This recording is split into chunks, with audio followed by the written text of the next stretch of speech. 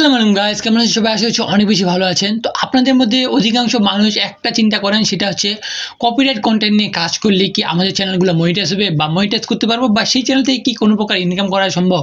তো আজকে আমি কপিরাইট কন্টেন্ট নিয়ে সম্পূর্ণ আলোচনা করার চেষ্টা করবো, এবং কপিরাইট কন্টেন্ট নিয়ে আপনি যদি কাজ করছেন সেক্ষেত্রে কি কি মানা প্রয়োজন, আপনাদের কি কি কাজগুলো করলে আপনার চ্যানেলটা মনিটাইজ হবে বা কি করলে আপনার চ্যানেলটা মনিটাইজ হবে না। তো যাবতীয় এভরিথিং ইউটিউবের রুলস এবং সব কিছু রুলস কি বলে, আমরা এই যে কপিরাইট কন্টেন্ট বলি, এই কন্টেন্টগুলো আমি বেসিক্যালি কোথা থেকে ম্যানেজ করব এবং কিভাবে এডিটিং করব, কিভাবে কাজ করলে আমাদের কোনো প্রকার সমস্যা হবে না এবং আমরা এই বিষয় নিয়ে কাজ করতে পারবো। তো আজকের এই ভিডিওটা হচ্ছে আপনাদের জন্য অনেক বেশি ইম্পর্টেন্ট হতে চলেছে। তো যারা আপনারা কপিরাইট কন্টেন্ট নিয়ে কাজ করতে যাচ্ছেন, কপিরাইট কন্টেন্ট বলতে আমি এখানে বুঝাচ্ছি যে আপনার কন্টেন্ট না, অ্যানাদার কন্টেন্ট বা অন্য কারো কন্টেন্ট, সেগুলো আপনারা কিন্তু কপি করতেছেন, এই জন্য আমি বললাম কপিরাইট কন্টেন্ট, ওকে, বা কপি কন্টেন্ট। তো এই বিষয়টা নিয়ে আজকে আমরা ফুললি আলোচনা করব। তো ফার্স্ট অফ অল আমি যে বলি, এই যে কপি যে কন্টেন্টগুলো রয়েছে বা কপিরাইট যে কন্টেন্টগুলো বলেছি, কারণ আপনাদের এই কন্টেন্টগুলোতে অধিকাংশ সময় কিন্তু কপিরাইট আসতে পারে, এবং যেহেতু এগুলো আপনাদের কন্টেন্ট না, সেগুলো কিন্তু এই ধরনের চ্যানেলে কিন্তু রিস্কও একটু বেটার থাকে, ওকে, অনেক বেশি থাকে রিস্কটা।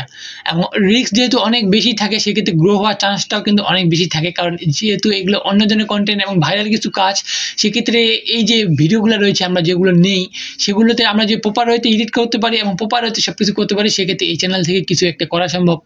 তো এই জন্য কিন্তু আমাদের সব কিছু কিন্তু বেস্ট করতে লাগবে এবং বেটারভাবে করতে লাগবে, যাতে কোনো প্রকার সমস্যা না হয় এবং এগুলো আমাদের কন্টেন্ট হিসেবেই গণ্য হয়।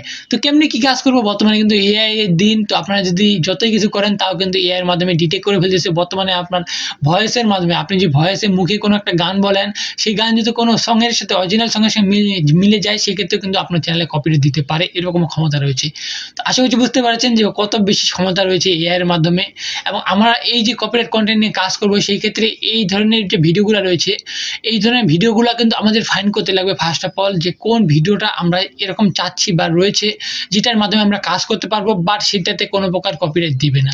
তো এরকম কিন্তু অনেক ভিডিও বা অনেক কন্টেন্ট রয়েছে, যেগুলো যে আপনি সম্পূর্ণ আপলোড করেন, সেক্ষেত্রে কিন্তু কপিরাইট খেয়ে যাবেন, বা সেই চ্যানেলগুলো মনিটাইজ হবে না যদি আপনি কপিরাইট নাও খান। অ্যান্ড আপনি যদি আপনার ভিডিও যে কোনো কারো ভিডিওর যদি কিছু পার্ট নেন, ভয়েসটা যদি আপনার থাকে বা ভয়েসটা যদি অন্য কারো থাকে, আপনার ভিডিওটা যদি আপনার থাকে, এক্সপ্লেন করেন একটু হালকা করে, সেক্ষেত্রে কিন্তু আপনার ওই চ্যানেলগুলো কোনো প্রকার কপিরাইট ইস্যু আসবে না, যদি সে পার্সোনালি ভাবে আপনাকে না দেয়। ওকে, আশা করছি বুঝতে পেরেছেন যে কিভাবে কি কাজ করে। এবং এই ধরনের চ্যানেলগুলো আপনি যদি ভয়েসটা নিজের হয় বা ভিডিওর মধ্যে প্রপার এডিট রয়েছে, সম্পূর্ণ কিছু আলাদা রয়েছে, সেক্ষেত্রে কিন্তু ওই চ্যানেল থেকে আপনি কিন্তু মনিটাইজ পেতে পারেন, এবং মনিটাইজ পেলে কিন্তু আপনি সেই জায়গা থেকে হিউজ পরিমাণে একটা আর্নিং করতে পারবেন। তো আপনারা জানলে বিভিন্ন প্রকার মুভি যে এক্সপ্লেনগুলো রয়েছে, এগুলো আপনারা অনেক সময় দেখেন যে তারা ফেস দিয়ে কিন্তু এক্সপ্লেন করে। অনেক সময় দেখেন যে ওই চ্যানেলগুলোতেও আপনাদের দেখতে পাচ্ছেন অ্যাড রানিং হচ্ছে, আর অ্যাড রানিং হলেই কিন্তু সেটা মনিটাইজ অন এবং ইনকাম।